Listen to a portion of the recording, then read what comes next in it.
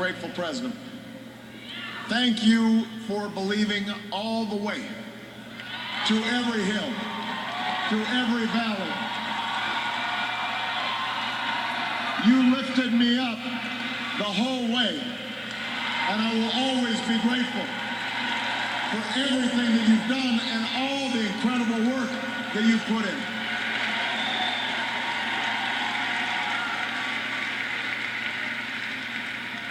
I know that political campaigns can sometimes seem small, even silly. And that provides plenty of fodder for the cynics who tell us that politics nothing more than a contest of egos or the domain of special interests. But if you ever get the chance to talk to folks who turned out at our rallies and crowded along a rope line in a high school gym,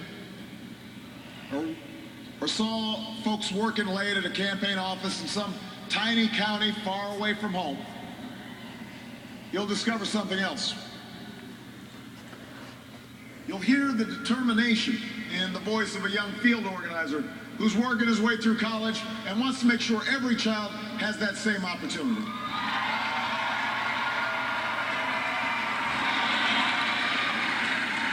You'll hear the pride in the voice of a volunteer who's going door to door because her brother was finally hired when the local auto plant added another shift.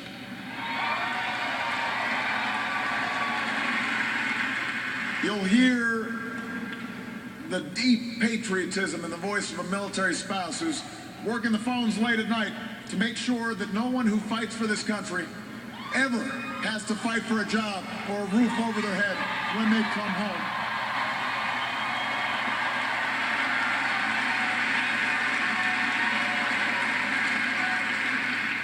That's why we do this. That's what politics can be. That's why elections matter. It's not small, it's big. It's important.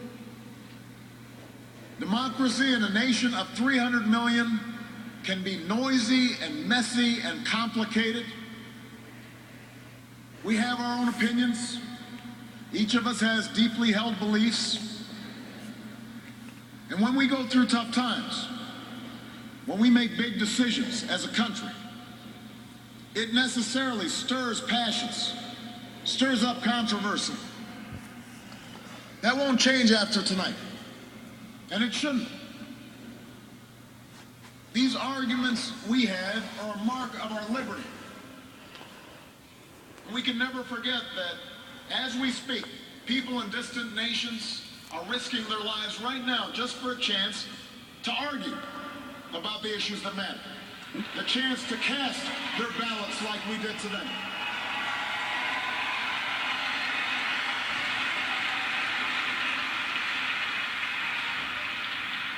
But despite all our differences, most of us share certain hopes for America's future. We want our kids to grow up in a country where they have access to the best schools and the best teachers. A country that lives up to its legacy as the global leader in technology and discovery and innovation, with all the good jobs and new businesses that follow. We want our children to live in America that isn't burdened by debt, that isn't weakened by inequality, that isn't threatened by the destructive power of a warming planet.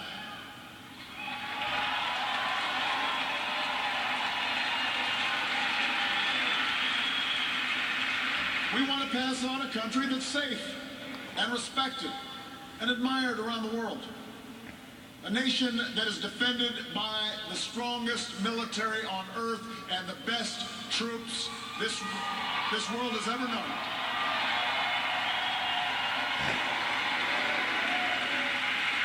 But also a country that moves with confidence beyond this time of war to shape a peace that is built on the promise of freedom and dignity for every human being. We believe in a generous America, in a compassionate America, in a tolerant America, open to the dreams of an immigrant's daughter who studies in our schools and pledges to our flag.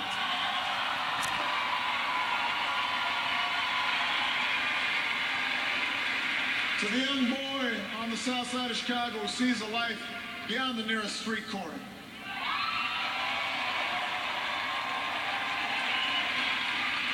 To the furniture worker's child in North Carolina who wants to become a doctor or a scientist, an engineer or an entrepreneur, a diplomat or even a president.